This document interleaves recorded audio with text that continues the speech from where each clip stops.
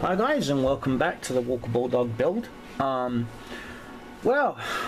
where are we at? Let's see, we've got the decals on, as we can see. Hush, that's my air compressor burping at me. As you can see, we do have the decals. We have the company standard logo. We also have one of the stars that, unfortunately, when I was working on the decals, the star that was going to go in the front got too badly damaged, and so I had to substitute it with a different one. And I know it's not period, I know it's not canon, but that's not what this video is about. This video is about how you can bring details to your models without bringing details to your models. And what that is talking about weathering.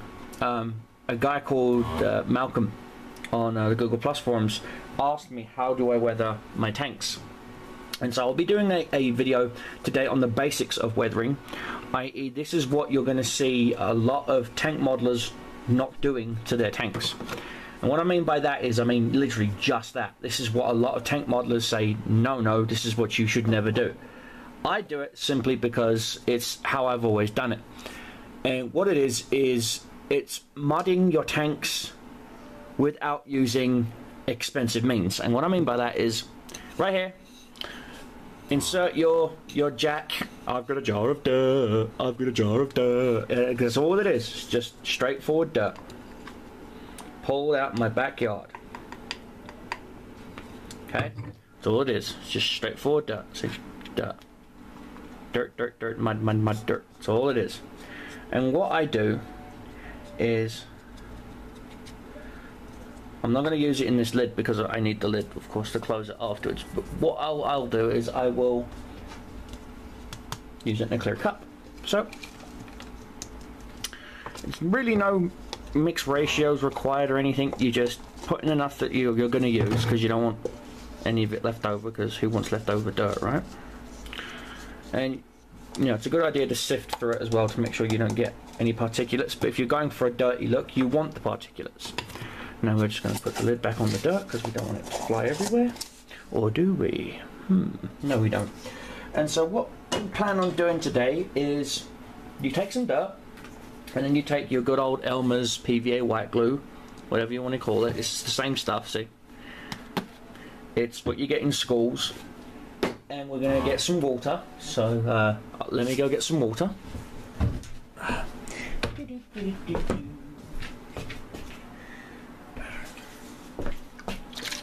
Just water, clear water, that's all it is, distilled water. And we are going to do a nice little experiment. Yes, yes, excellent. And you're gonna need a stir stick, because it's gonna get messy. What we do is we squirt in the water first. See, that's all it is, just water. Stir stick. Stir her up, stir her up. Now, at this stage, this is what's known as just quick dirting. And what quick dirting is literally just what it means. Now, we're going to prep the model. And what we're going to do is, because I like to quick dirt all of my tank. I know some people take the turret off, and you can easily do that with the Tamiya kits. You just got to turn it and then take it off. But that's not what we're going to do. I'm actually going to leave the turret on. And we're going to take some of this pink foam, because I need to angle the tank. But I want to angle it so that you guys can see it. And I'm going to leave this up. I know this is going to run a little bit longer than normal.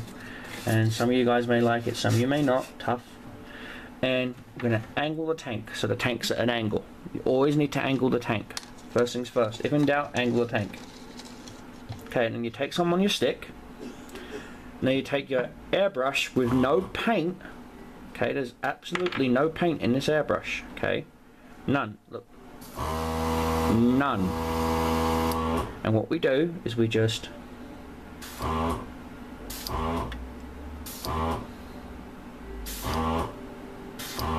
that's all we're doing.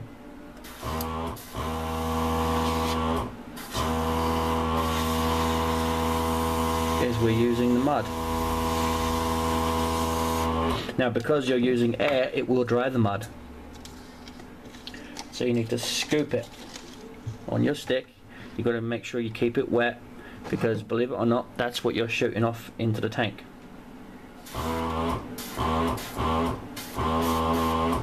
Now, I would suggest using a much higher PSI, but unfortunately my main compressor took a crap on me and I'm forced to use this little micro compressor for this tutorial. But you could also use a regular brush. Now let me go get one. Now, these are just two regular Joe brushes, okay? Doesn't really matter what size, whatever. You can just scoop some up on your brush and you can just flick it like so. Why? Because that's what tanks would do. They would quite literally grab it and just scoop it and it would go absolutely everywhere. I can't literally make this stuff up any more than I could. So all you got to do is just flick. Simple wrist action. See? Look at that slop. That's all it is. You're just slopping it on.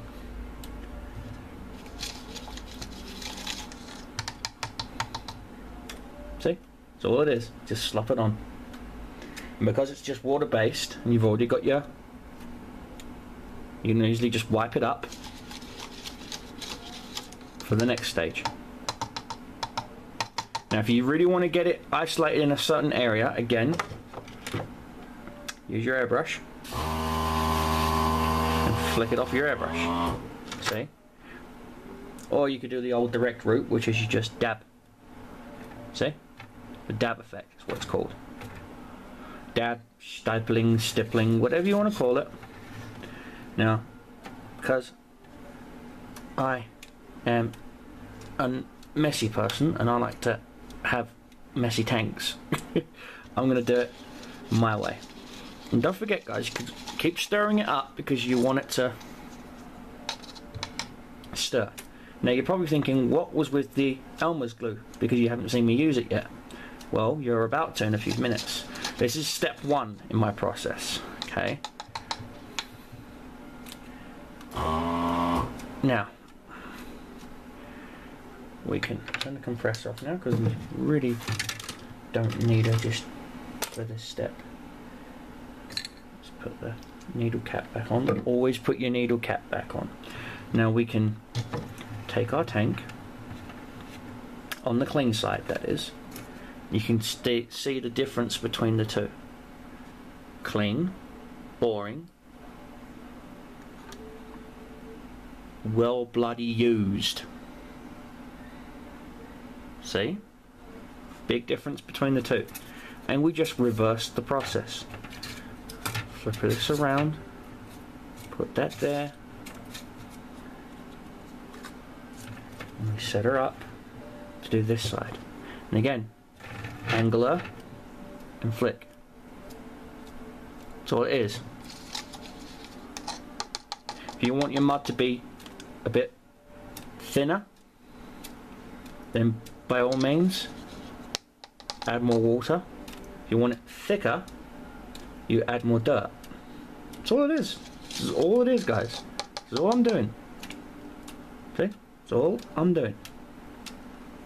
And of course we're gonna just a flick effect. That's all it is.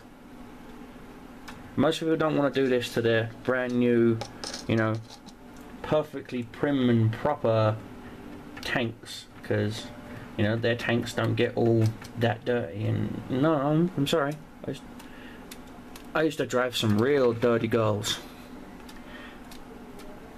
and you just flick. That's all it is. Just flick. Now, see? Dollop. You get the effect you're looking for. Now, on the rear, because no one ever bothers to think of doing it to the rear. I do. Mud gets anywhere where mud can get.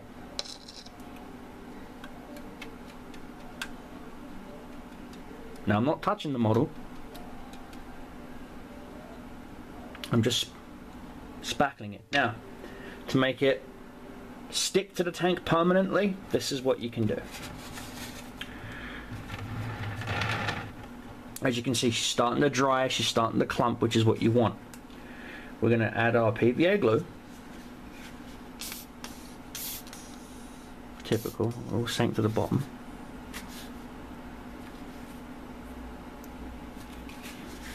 Are you going to come out? No, you're not. You're going to clog the nozzle like normal. Okay, this is a problem with PVA glue sometimes, guys. She doesn't like to listen or do what she's told. So, this is where you have to take the cap off. This is where non-precise measurements come. Big old gloop like that. It's about just a little bit bigger than a teaspoon. Okay. Now we add a little bit of water. And we stir her up till she gets really nice and thick.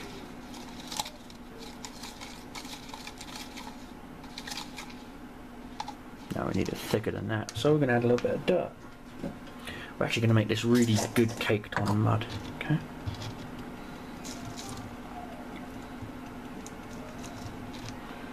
There we go. Nice caked on mud.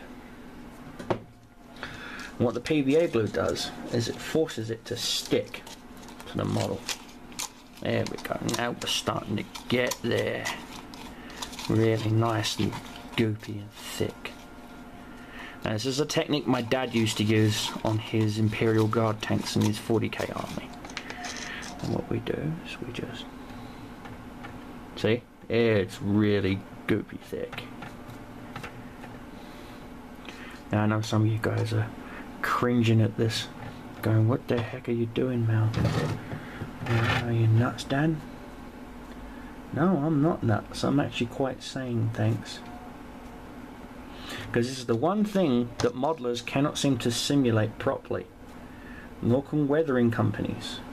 Now this isn't digging at any weathering company in particular, but I've just noticed that a lot of weathering companies can't seem to pull off a good realistic mud other than using mud.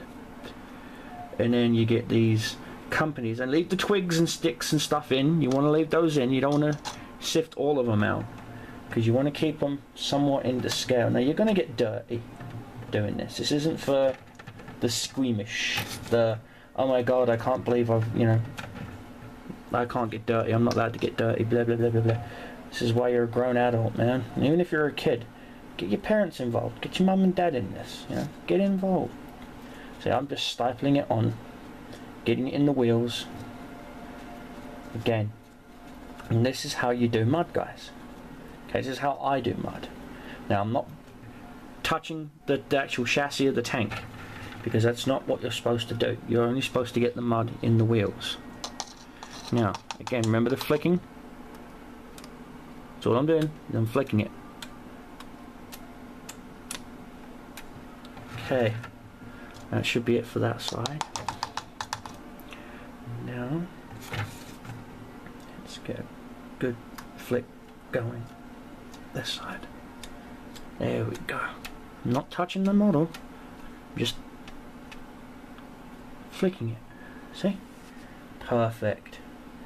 Just perfect. That's exactly what I was looking for.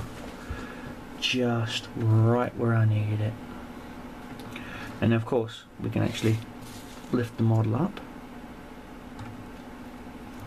if we really want to, and actually get the frontal tracks. Now you don't have to do the bottoms if you don't want to.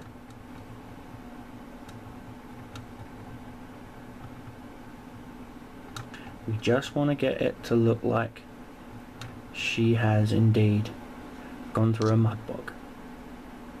Now again, as you can see, I'm trying not to let the brush see.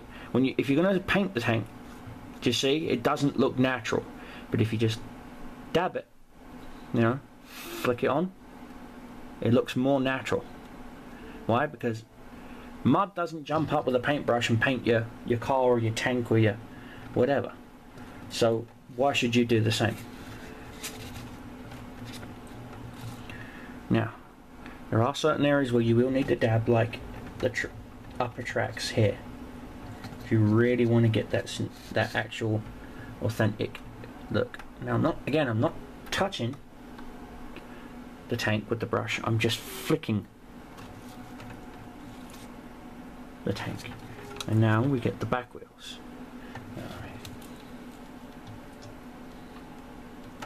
Why? Because most people don't realize that what gets pulled into the front of a tank gets squirted out the arse of the tank. Mud, dirt, dust, you name it.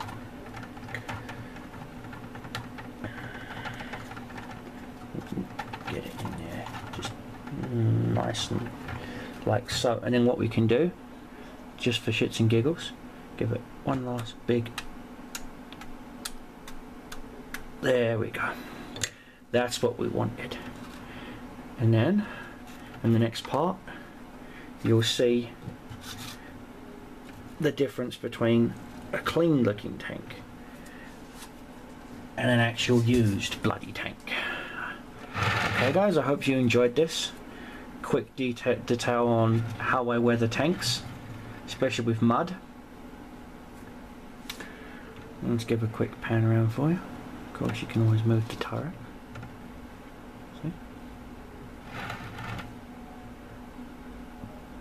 Tanks get dirty. Okay guys? Just adds that extra little layer of realism that you're needing for your model.